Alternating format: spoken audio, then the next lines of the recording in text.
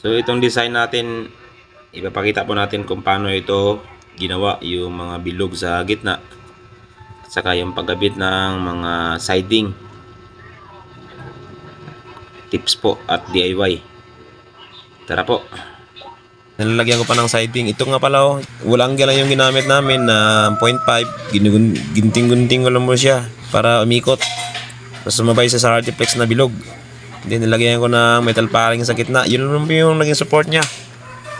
And then nilagyan ko ng siding na 5 cm. Ito po, dyan po yan ilalagay sa gitna. Ayan po, nilagyan niya ng metal paring. Dyan ikakabit yung bilog na ginawa ko.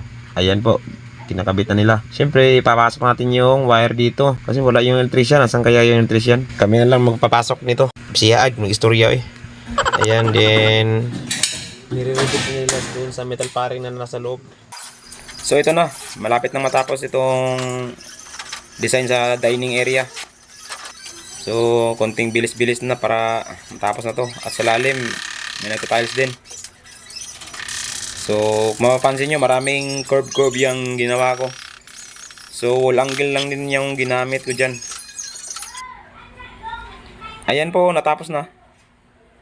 So, hindi pa pala. Kulang pa sa may box niya na area. Ayan. Marami pong curve na portion dyan. So, katang isip ko lang yan po. Diyan may curve din sa may header ng stairs. At dito, may curve. So, yan po ang nagiging final design ko po.